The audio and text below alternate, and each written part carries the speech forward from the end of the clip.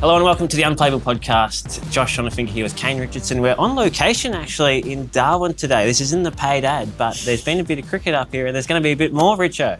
Yeah, it's the hotbed of the cricketing world at the moment, the mecca of the universe. So nice to be up here. Can't complain with these surroundings. Bit nicer than the podcast studio this time of year. So yeah, happy to be here. Absolutely. 2 T20s have been played here, 1-1 between Australia and South Africa so far. And then you've got some cricket coming up here over the next fortnight as well. Can you just give us a little insight what's happening? Yeah, so it's been mentioned a little bit on the broadcast, I know, but there's quite a few teams from around the world in Australia that are converging on Darwin in over the next 2 weeks, really. So the curators don't get any rest after these few games. They're into it basically straight away. I think our competition starts on Friday. So, playing for the NT against some Big Bash teams and some overseas teams. So should be really good fun. Body's feeling okay? Ready to take a few wickets? Well, as I've said on the podcast before, I'm not exactly prepared. So I will be all in for that first game and hopefully everything goes well and we'll see how we pull up and go from there. Great. I mean, I'm looking forward to seeing the Nepalese team are coming down, aren't they? And there's a USA representative side, so some new faces in the league and no doubt there'll be some big performances too. Yeah, well, we've got Nepal first game. So bit of an unknown there. I haven't got any prep on them. So well, that's an old rivalry, isn't it? Northern Territory, Nepal. It is, yeah. It goes back a long way. Close neighbours. Yeah. So it'll be on. It'll be on for young and old. So tune in for that. But yeah, I've said the Chicago teams, I think someone said they're due to go into the MLC, so they'll be right. Yeah, I think they're a serious team and I've seen the Pakistan team are in town, so some decent international cricket to be played. Speaking of international cricket, as I mentioned off the top, the BKT Tigers T20 series between Australia and South Africa has started with a bang. Australia got the win in the first match thanks to some more Tim David fireworks, but I want to start with Tuesday night's match. Dewald Brevis, 125 not out, 22-year-old. He's been around the IPL scene for a long time, 3 or 4 years now. Finally, this is his breakthrough international innings.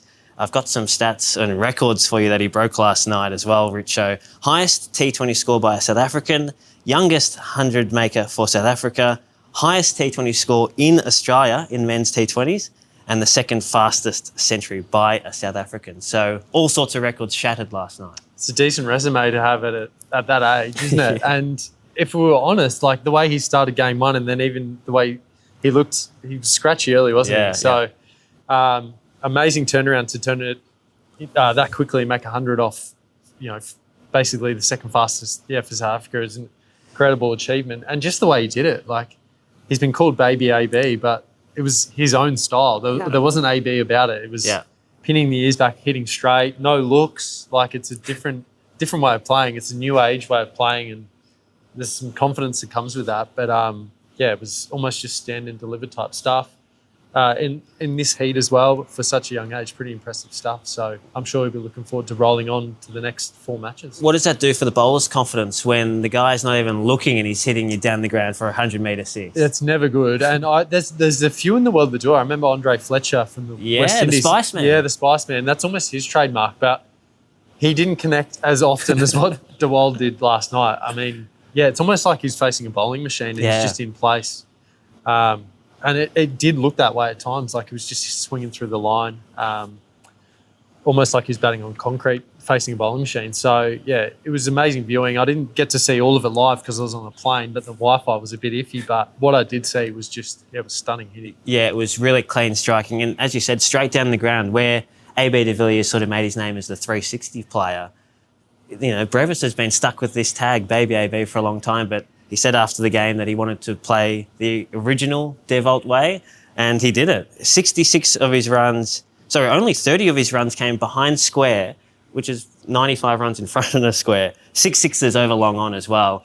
And he was particularly brutal against the spinners, Maxwell and Zampa, because there wasn't a lot of turnout there for the slow guys. No, the pitch, and that was one of the highlights of both games, was how well the pitch did play. Yeah. So I guess batsman knew after game one there was confidence in hitting through the line. But even those runs that he did score behind the wicket were mainly from the tactic to bowl short to him, which I assume was spoken about as a possible weakness. But he still put them away. To bring up his 100, he hit was it the pull shot? Yeah, behind square. So you'd almost say he's ticking that box as well. So it's nice to be compared to AB de Villiers. That's never a bad thing, but it's also nice to do it in your own style, and he's done that. So, as I said, it's a moment now for him to kick into the next 4 games and really start building an amazing international career. Timmy David has been on a heater as well for Australia in the T20s. His last 4 scores in the format, 102 not out, that was that 37 ball 100, then 30, then 83 in game 1, and then 50 in the second match. He's hitting some one-handed sixes last night, little shoulder concern maybe, but it didn't sort of affect his batting. And now we're all asking the question, Richo, is he an ODI player as well? Well, I think it's the right question to ask, because someone of that skill should be looking to play as much white ball cricket as they can. And I know he's had a little sample size, and he talks himself down from that opportunity that he did have. But once again, he's probably 2 years older in terms of his cricketing career, a little bit more mature, and just the way he's playing with more responsibility now. He's higher in the order than what he's ever been. And they obviously rate him pretty highly to get him up the order and face more balls. So I think it's a good question to ask of him, and he should want to do it. I'm not sure he's built for one-day cricket at the moment. I was just watching him run around the field, and I think he's the prototypical T20 power hitter. So how does that translate to one-day cricket? Because you also have to field 50 overs. So, but I think there's definitely an ODI cricketer in him. And the Mitch Owen conversation is going to pop up in this next series as well. So you can never have too many guys who can change the game in a short space of time in your team in white ball cricket. Seeing David on TV doesn't give him justice on just how big a man he is he? He's tall. He must be 2 metres tall. Yeah, he's a brute of a man. And he's huge. Like, he's grown. And as he plays so much cricket, I'm not sure he puts that much time into, preparing himself to play 50 over cricket. Yeah. So if he wants to be a successful ODI cricketer and he puts the time in, then I'm sure that will happen. But yeah, he's purely built at the moment to field it mid-on, mid-off, and to hit as many balls out of the park as he can. So he's ticking that box pretty well. I did some looking at his stats. He's played something like just 20 50-over games in his career and 250 T20 games. So you're right, he's got that niche sorted out at the minute. But if he can extend that, well, who knows? They've been so keen to get him up the order, and he batted at 4 last night with Inglis out sick. So maybe they do see him as a long-term, longer format batter. Well, I just don't think you would ever shut the door on that possibility. His eggs, as we've said, have been in the T20 basket for basically his whole career. But again, if you put some time into it and prepare accordingly, I just think there's such a good skill set, and there's such a niche in ODI cricket now with the way teams play. They basically play it the same as a T20. Yeah. Especially those middle overs with only 4 out. So it could be a real game changer going forward. The other thing I want to get your opinion on is the Mitch Marsh to opener move. He announced that before the series that he's going to be moving away from that number 3 position that he's been so successful in for the Australian team, where he averages 37 with the bat, which for a T20 number 3, that's pretty great numbers. But he had that great IPL with luck now where he finished in the top 5 run scorers, I think. And now he's going to be Australia's full-time T20 opener with Travis Head. Do you like the move? Like, it seems like the Aussie selectors are getting really proactive with this one and just locking it in until the T20 World Cup. Yeah, I think it's a good way to be. You can never have too much clarity when it comes to roles in T20 cricket. He's the captain, and arguably, as you said, coming into this, probably the most informed T20 opening batsman alongside Travis Head, so it makes sense in that regard. Is there much difference between opening and batting 3 in T20? Not necessarily a huge amount of difference. So, I think it's the right call. He probably hasn't got the runs first 2 games, but he's also showed enough to suggest that he's not out of form. First ball of the series, he just puts over long off. I don't think anyone was expecting that, but I think that's also a sign of the times and the way Australia want to play. So, I'm absolutely on board with that. I think it's a great call. It just means fitting everyone else in and around that. And as we've said before, everyone can open.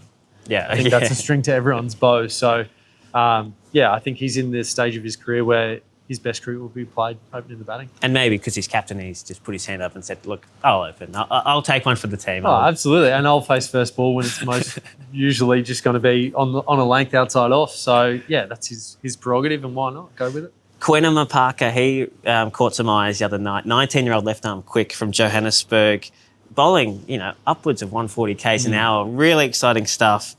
Did you get a look at him, and what do you make of his action and perhaps potential as well? Well, there's a lot there to work with. I hadn't heard of him before and definitely didn't know he was so young. So anytime you've got someone who's a left armer that can bowl 140 Ks, as we've seen over the course of Australia's cricketing journey, left armers that bowl 140 Ks are pretty nice, and they tend to have really successful international careers. So, they've got an amazing package to work. You got Brevis, who's 22, and this guy being 19, he's taken 7 wickets in 2 games. He went for a few, but if you're taking 3-fers and 4-fers, that's fine. That's his job in the team. Could probably use him outside the power play, I think. Mm-hmm. I think he went for a little bit in the power play, which at that age you try and protect with as many fielders out as possible and try and get him into the game. But there's an X factor there for sure, and a wicket taker, and you got Jansen to come back as well. So it's pretty good. They've got a pretty good squad they're building with the names to come back in. And as we said, they're basically full strength without those guys. So they're a serious contender for the World Cup. And how's the mettle on the 19-year-old? He was giving a bit of a chirp and a bit of lip to Tim David in the first match. David was a bit unhappy with some waist high, no balls, I think, and he was asking the umpire, and then Maphaka was going back at him saying, mate, just focus on your batting, let the umpires do the umpiring. So that's a good sign for a young bloke. Never a bad thing to be involved in the game and telling blokes to not worry about being umpires. But then I think he bowled one last night to Alex Carey, and he was pretty quick to apologise. He's not purely white line fever, but he gave a bit of lip as well to Mitch Owen, and as you would when you get him out in both games in similar fashion. So, and if you're going to lip anyone, you go to the guy who's the newest in the team. That's always a tried and tested strategy. So, he looks really, really promising. I'm not sure, is he in the one-day team? Good question. Yeah, because it'd be nice to get to see him over a extended period of time with more overs under his belt. He's here in Australia, may as well keep him for the ODI leg of the series. Now, one match left in this T20 series, Richo, which we're going to be playing in Cairns. And then Australia have three T20s against New Zealand and 5 against India before next year's massive T20 World Cup in India and Sri Lanka. What do you want to see them do? Like, there's still a bit of time to tinker with this 11. Where do you think they sort of need to just touch up a little bit before that big World Cup next year? Well, it's hard now that after being 1-1 and losing last night. I mean, ideally, you win last night in Game 3, you can probably tinker a little bit more. Is the long-term view, you want to win every series, but there's probably some guys they want to have a look at as well. That second spinner, I know Glenn Maxwell's doing a really good job as that second spinner in-game, but having Matt Kuhneman in the squad, it'd be nice to have a look at him at some point as well. You're probably not going to have a look at him in New Zealand. Zamps basically plays every game, is always available. So anytime you can get a game or two into these guys that are probably going to be in the squad for a World Cup in India, then it's beneficial to have a look at them. So, and then the depth fast bowling as well. I know Sean Abbott rotated in last night. Ben Dwarsh he's in great form, and he's pushing his name to be included as well. So I think anytime you can have as many guys as possible playing and pushing their case, we know what Hazelwood can do, we know what Zampa can do, and anytime, you can get those other guys game time, it's probably beneficial. I can't remember the last time Zampa actually missed a game when he wasn't injured. So how would he react if he got a tap on the shoulder and they said, look, mate, you're just sitting this one out, Kuhneman's going to play? I don't know. I think in long-term view, if it's good for the team and it's good for the coach's strategy to build into a World Cup. I mean, everyone wants to play every game. That's obvious. And being a spinner, he probably can play every game. There doesn't have to be any rest. But he's coming in off basically T20 cricket. He's got an ODI series coming up, which in Mackay and Cairns, it's going to be pretty tough. So I would think the smart thing would be to manage him for the next game. But what would I know? But that's just my thinking. Sit one out and have a look at someone else. Okay, well, we know George Bailey loves the show, so he might take a bit of advice. And you mentioned also Alex Carey just before. He came in and played his first T20 international in 4 years in the second T20 because Josh Inglis was sick. He's had some flu-like symptoms, which not sure how that happens in a place like this, but maybe the aircon was on too high or something like that. Is Carey Australia's second in line for the T20 keeper, in your opinion? Yeah, I think he's done enough in ODI cricket. He's got runs on the board in international cricket, in Test cricket as well. There's probably a number of guys you could pick that play the role in the Big Bash, but I think Alex's strength as well as his versatility. He can bat anywhere in the order, can open, good team guy, strong leadership presence as well. So it's always nice to have that as a fullback option. I think I heard the commentators say that. It's pretty nice to be able to fly Alex Carey up to sub in for a game. So And he showed enough batting last night as well. He's added power to his batting game in T20 cricket, so he can play the middle overs and late innings role pretty well. So I think he's definitely next guy in. Probably handy to have another left-hander in the order too, if it comes to that as well, I imagine, just with team balance. Yeah, absolutely. And he plays spin well, which is probably that middle orders thing with Mitch Owen and Tim David, if you can have someone else in there with a different look. Otherwise, it's probably Mitchell Starc who's got to keep, isn't it? Like, there's no one else in the squad that's capable unless you get Matty Wade off the bench. Yeah, well, he's as assistant coach. He's retired, but he's also said that before and he's come back. So he looks like he could still play. I know he's still playing Big Bash, but he looks like he could still get it done. So there's a few candidates around the market. He's been the John Farnham of Australian cricket a bit, hasn't he? He's had a few comebacks lately. What's one more? One more, and he's looking real great. I reckon he's starting to throw lots of dye in that beard to make himself look younger, which he definitely does over his career. He's definitely started dyeing his beard, so keep an eye on that. Okay, a little unplayable exclusive. Richo, you are a big fan of the 100. Have you been keeping an eye on it? The Aussie women, they have just been dominating. The top 3 run scorers in the comp so far, Lanning, Harris and Mooney. Yeah, they're dominating. Grace Harris is in great nick for London.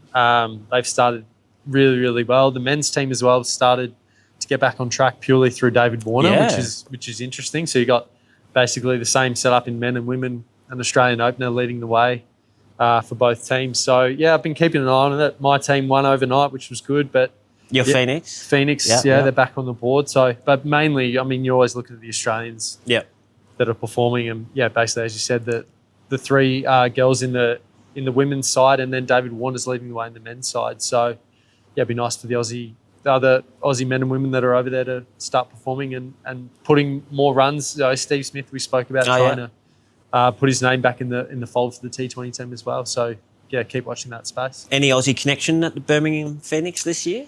More a Kiwi connection this year. Oh. So they've had the same coach throughout, Dan Vittori, who's bowling coach with the Aussie team. But they've gone for the 3 Kiwi quicks this year. So they've got Bolton Southey, don't they? Southey and Adam Milne. So maybe some friendships there through the contracting period at the Phoenix. But Sean Abbott, I think, played there last year, and there's been a few Aussies. Ben Dwarshus has been there before, so a bit of an Aussie connection with the Phoenix. And Elise Perry in the women's team. Yes, captaining them, isn't she? She's been there throughout. So, bit of an Aussie connection. Yeah, Megan Shute as well, I think, for them. So, good luck to the Phoenix for the rest of the series. In the Aussie A series, well, good news for the Australian team as they approach another World Cup. Alyssa Healy got 70 off 44 in the second game, and Kim Garth took 4 for 7 off 3 overs. Just a lazy performance from the new ball bowler there.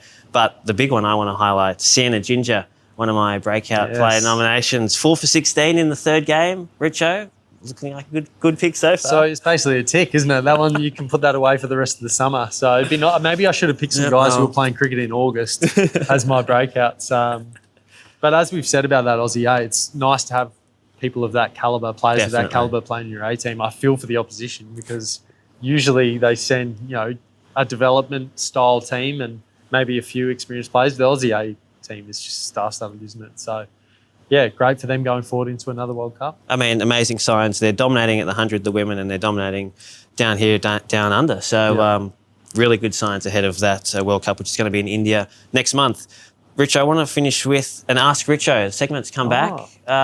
Don't have an audio recording tonight, but had somebody at the ground, the Marara Stadium. They have a question for you. So I'm just going to relay Might be an old friend of mine. It could have been, actually. Maybe I told them to find you and ask a question because the segment has definitely gone under wraps. It has gone under wraps. That's probably on me, but we do want to, encourage people to bring it back. Absolutely. They can always send in their questions for you at the email address podcasts@cricket.com.au.